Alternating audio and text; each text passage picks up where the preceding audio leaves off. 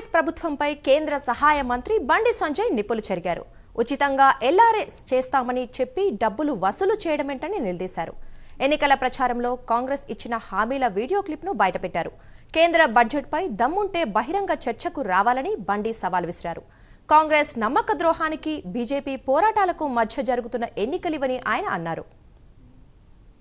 పనిగా పెట్టుకున్నది ఇవాళ మళ్ళా నిన్న కొత్త దుకాణం తెలిసేది ఇవాళ ఎల్ఆర్ఎస్ పేరుతో. ఎల్ఆర్ఎస్ అట మార్చి 31 వరకు ఎల్ఆర్ఎస్ కు అవకాశం ఇస్తారట. ఇవాళ ఇదే రాష్ట్ర ముఖ్యమంత్రి గాని ఉత్తమ్ కుమార్ రెడ్డి గారు గాని ఇతర మంత్రులు గతంలో బీఆర్ఎస్ పార్టీ ఎల్ఆర్ఎస్ పెట్టినప్పుడు వీళ్లే మాట్లాడారు, మా ప్రభుత్వం అధికారంలోకి వస్తుంది, మేము ఫ్రీగా చేస్తాము, బీఆర్ఎస్ పార్టీ దోసుకుంటుంది దాచుకుంటుంది పైసలు అని చెప్పి ఇదే కాంగ్రెస్ పార్టీ నాయకులు ఇలా ఆ రోజు ఊకదప్పుడు ఉపన్యాసాలు ఇచ్చారు. ఇలా 50,000 కోట్లు వసూలు ప్రజల నుంచి వసూలు చేయడానికి, ప్రజల నుంచి దోసుకోవడానికి ఎల్ఆర్ఎస్ పేరు మీద ఇలా వీళ్ళు మళ్ళీ మాట్లాడుతున్నారు. ఆ రోజు ఇదే ముఖ్యమంత్రి గారు అన్నారు, కేసీఆర్ ఎల్ఆర్ఎస్ అన్నారు, బీఆర్ఎస్ అన్నాడు, ఇప్పుడు ఎంఆర్ఎస్ అంటున్నాడు.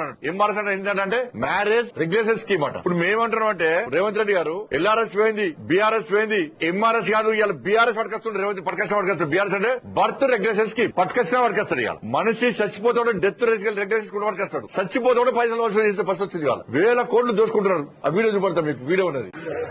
No TRS, no LRS. TRS వద్దు, ఎల్ఆర్ఎస్ వద్దు, కాంగ్రెస్ ఏ వద్దు, మేము అధికారంలోకి వస్తాం, వచ్చినాక రెగ్యులరైజేషన్ ఉచితంగా చేస్తామని చెప్పి వాళ్ళ రక్తాన్ని పీల్చాలనేటువంటి ఆలోచనతో రాష్ట్ర ప్రభుత్వం ఉంది. వీలైతే అసలు కట్టబాకండి.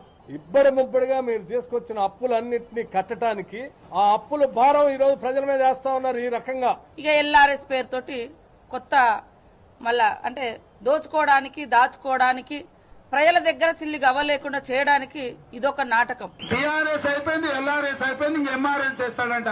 పెద్ద మంచి లేదు, పెద్ద మంచి ఎల్ఆర్ఎస్ అంటే అదే ఇంక ఎంఆర్ఎస్ కూడా తెచ్చేటట్టు ఉన్నాడు. అదేంటి అంటే marriage regularisation scheme sir, marriage regulation scheme అంట. మరి ఈయన బీఆర్ఎస్ పట్టుకొస్తాడు ఈయన. కాబట్టి ఇట్లా అన్ని రకాలుగా ప్రజల నుంచి దోసుకోవడానికి ఇలా కాంగ్రెస్ పార్టీ ప్రభుత్వం